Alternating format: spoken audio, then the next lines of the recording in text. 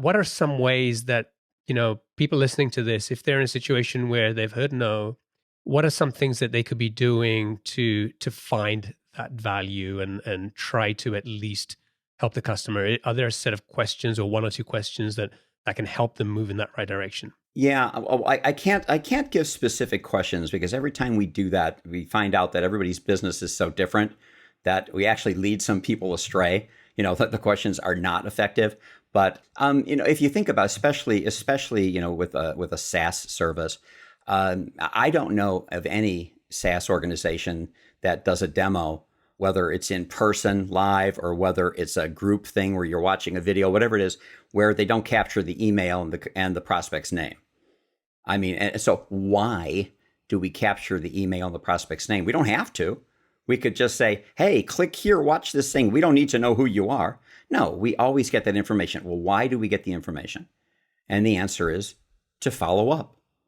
The answer is to stay in contact with that individual, because the chances of somebody actually signing up for a service at the very first contact is pretty slim, actually.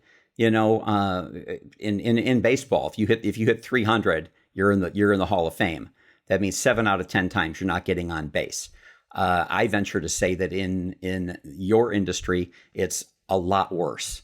I would have to say that the success rate is probably lower in many cases. I mean, if you're offering a free service, maybe you're signing a bunch of people up for the free, but I'm talking about the actual paid product.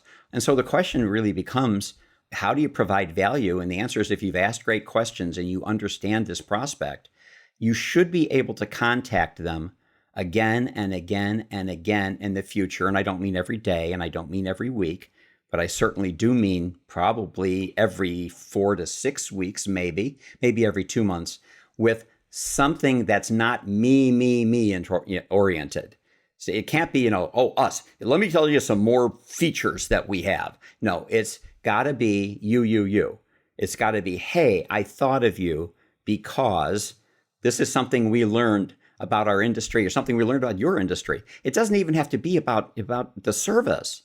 It can be just general information that might be of value to that person. Because the thing that I think most salespeople don't put enough emphasis on is this thing called KLT, know, like, and trust.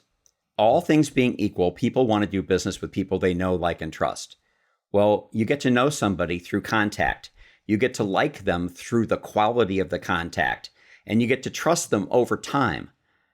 And so if you're not making regular contact with somebody, you're not leveraging knowing, liking, and trusting. And so, my attitude, our attitude is really simple. 6 months is going to come and go, whether you contact this prospect every 6 weeks or not.